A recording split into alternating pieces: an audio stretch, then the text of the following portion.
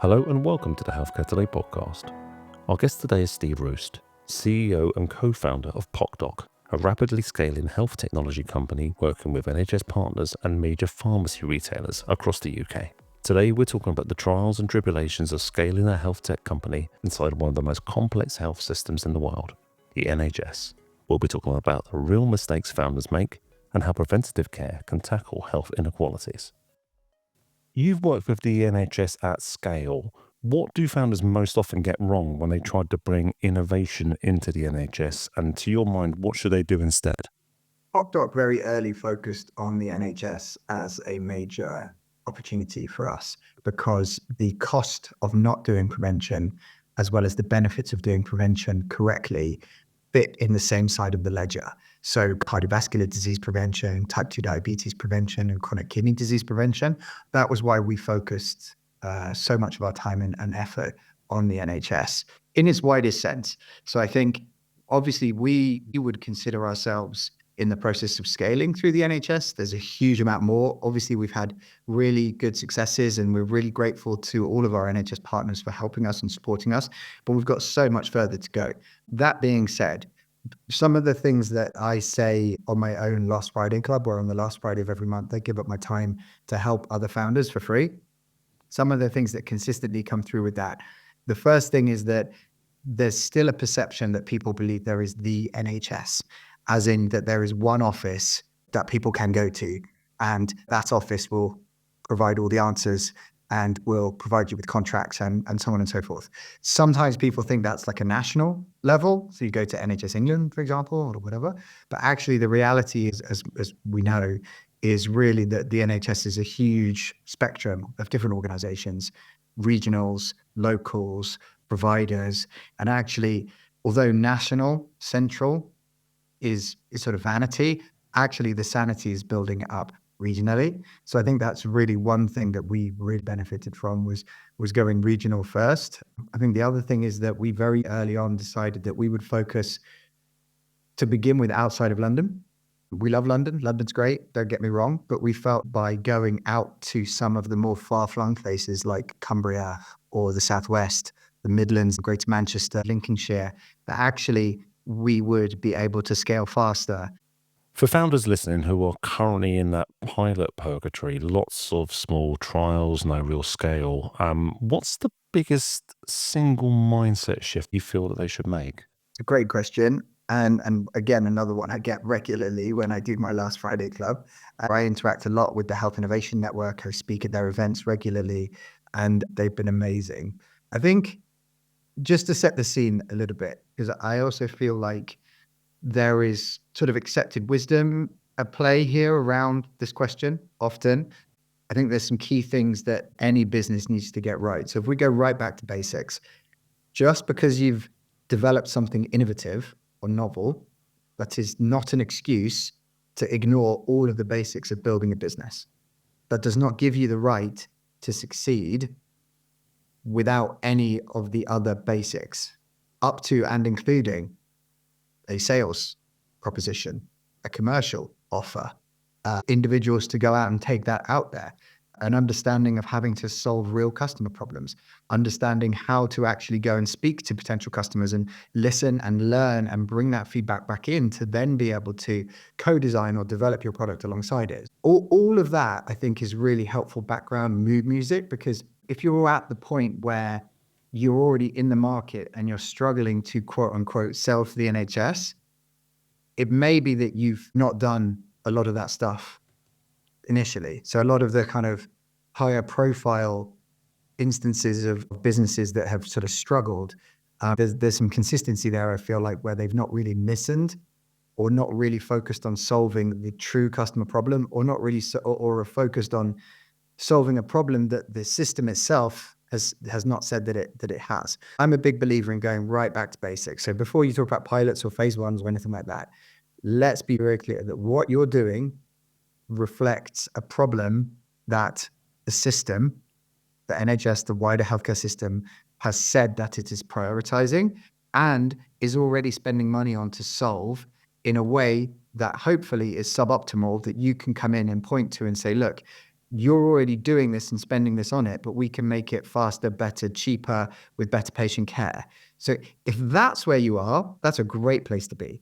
If you're in the other place where you're trying to convince the system to solve a problem that they're not currently solving, that's a really hard place to be.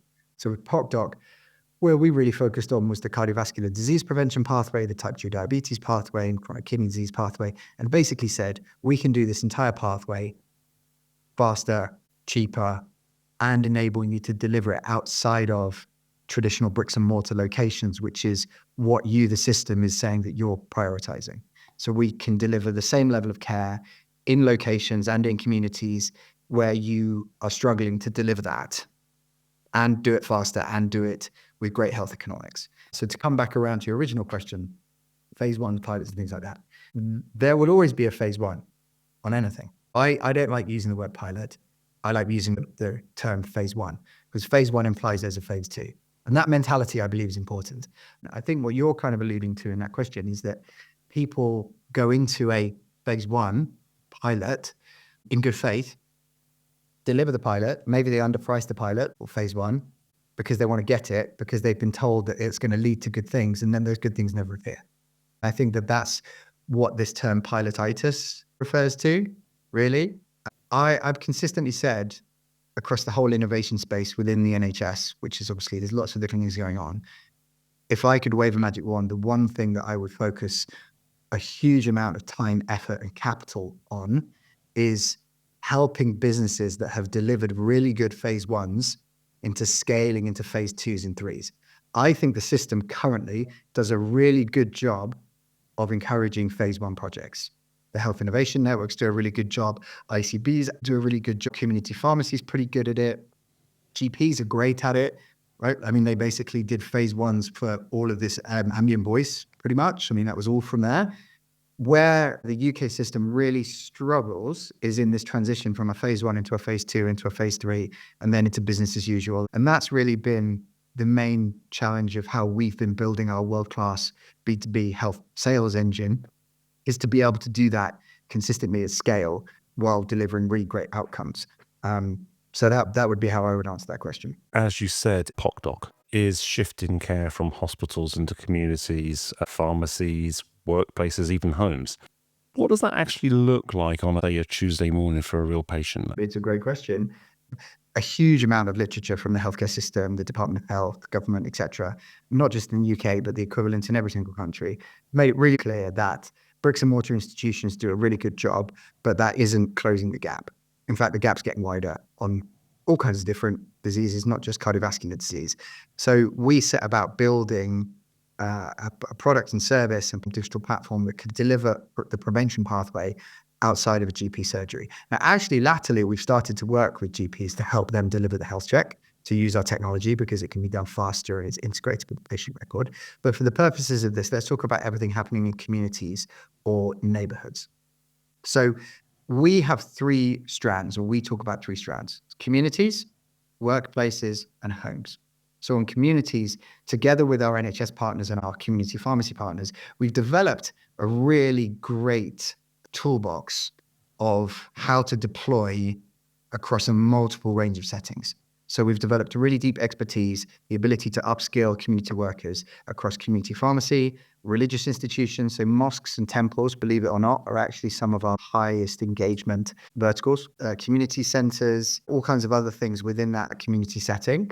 And then workplaces, major employers. They're a really excellent way to reach people that otherwise might not be able to go into their GP surgery. And then obviously you have homes. So with the home piece of it, that actually sometimes works with the GP. So for example, reaching out to people if they haven't come into their health check, do they want to do the health check at home using the PocDoc kit?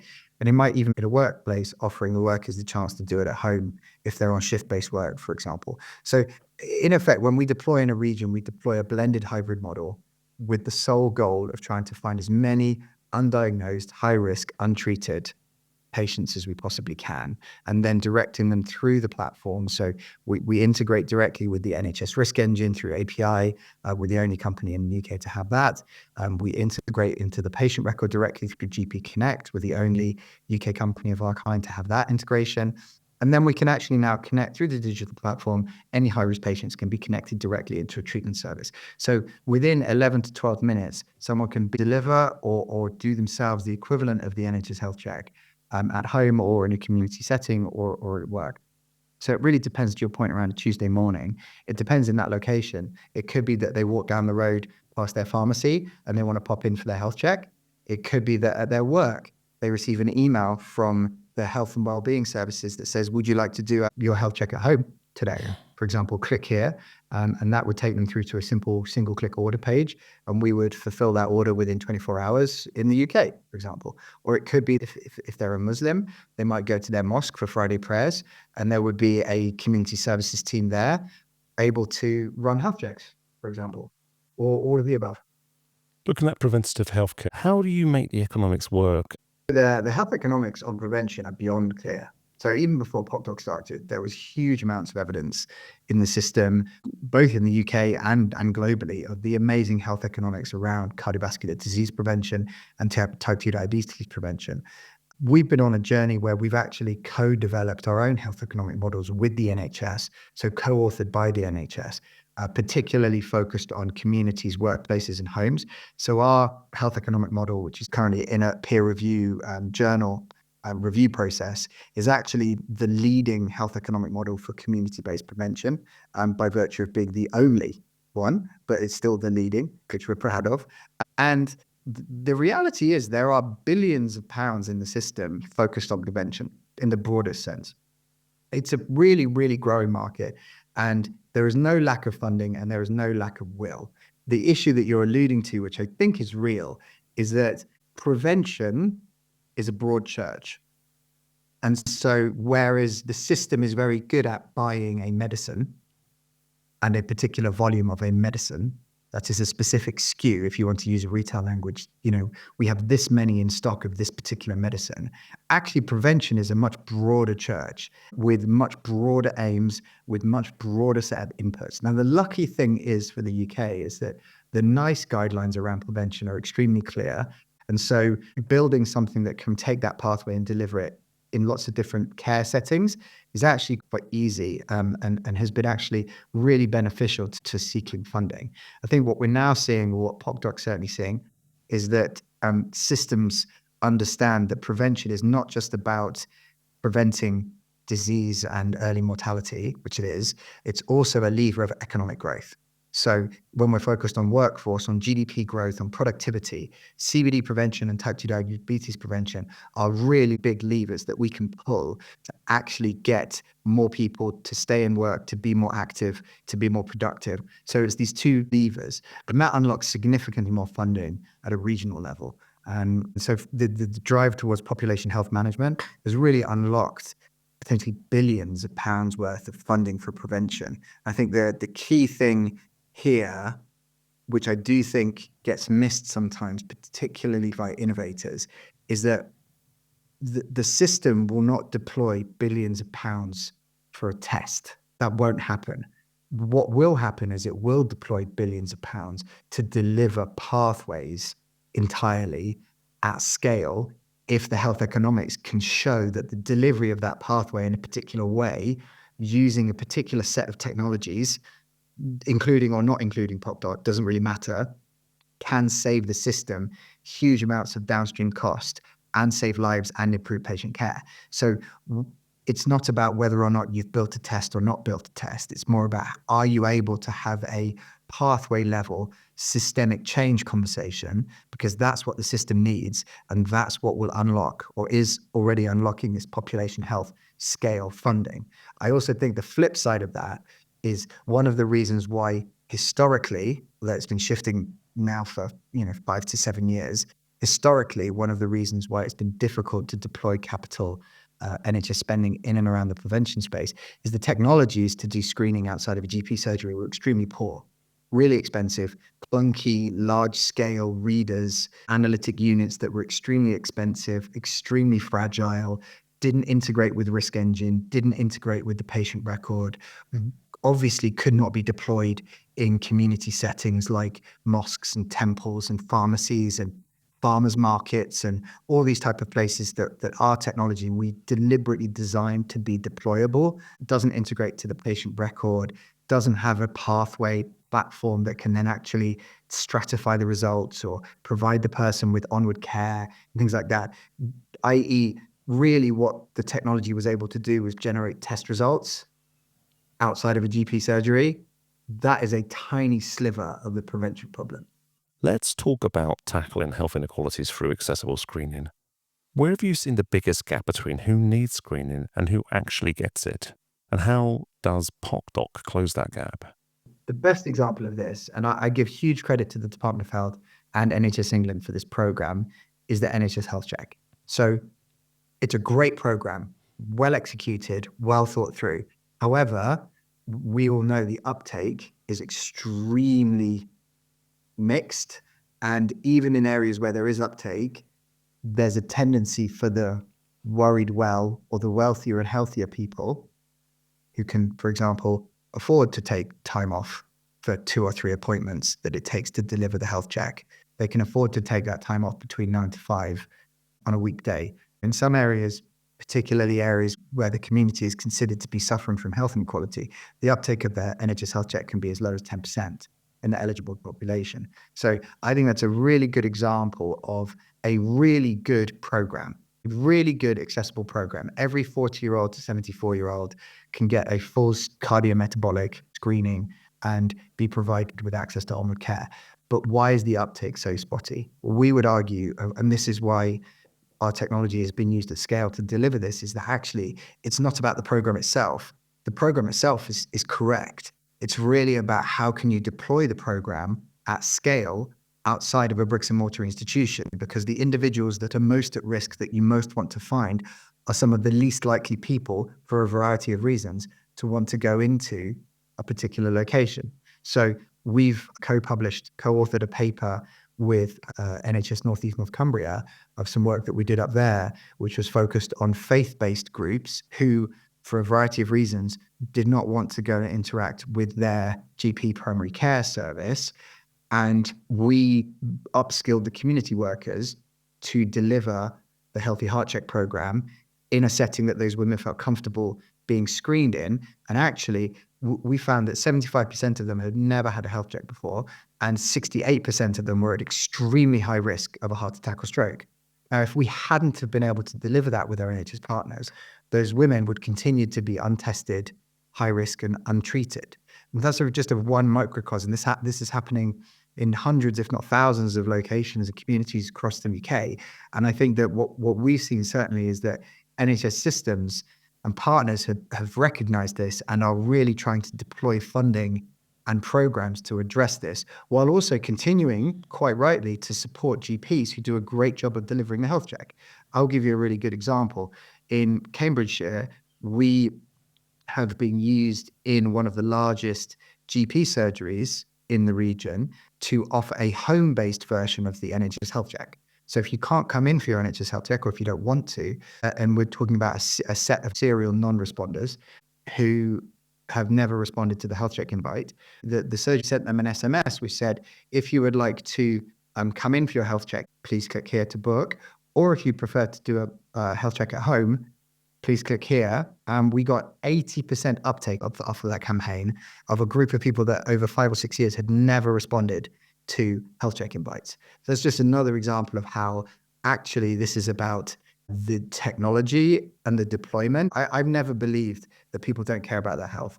I believe that given everything that somebody might have to be dealing with at that point in time, work, finances, family, whatever else, the Maslow's hierarchy of needs that everyone has to deal with, maybe the health check, maybe trying to find time to do 3 appointments at the GP just isn't practical. But if you can present that person with a really good opportunity that they will engage with, and that they can do easily, they will engage because they more often than not do want to improve their health. What does PocDoc think about augmenting versus replacing clinical staff? And what's the conversation you're having with pharmacy teams, nurses, and other frontline workers right now about that issue? We're clear on this. We exist to supercharge everything that's already happening. So if you think about when we're deployed in communities or workplaces, that's always in partnership with clinical staff. When we're deployed at home, those results go back into the patient record, they're reviewed by clinical teams and so on. Really where we focus is leaning into this understanding now that the clinical pathway is largely correct for CBD prevention, type 2 diabetes, and so on. What matters is how can we deliver that pathway in partnership with primary care, aligned with primary care, better, faster, and more affordably outside of the bricks and mortar that exists to support everything. So sometimes that involves working in GP surgeries to increase throughput because our technology can deliver the NHS health check in a single appointment. Sometimes it's actually in focusing in these areas where it's really difficult for primary care to access, whether that's community or workplaces. So it's really about building this holistic new model of care about how to deliver prevention at a neighborhood level that we are seeing and that we are moving forward with. Final question, Steve. If you could give one piece of advice, and it doesn't just have to be one piece of advice, to a health minister or a hospital CEO about building a sustainable workforce for the next decade, but I mean not just bigger, but smarter, what would it be? One of the employers in the UK that has the lowest uptake of NHS health check amongst its staff is actually the NHS as an employer. So, as I said, the NHS health check is a great program built on really good science with really good people at the Department of Health and across the NHS that have backed it at scale. Local authorities have been amazing. I think it would be great to have a discussion about how the NHS as an employer could lead on preventative health for its workforce. Steve, thank you very much for your time. Very welcome. Great to be here.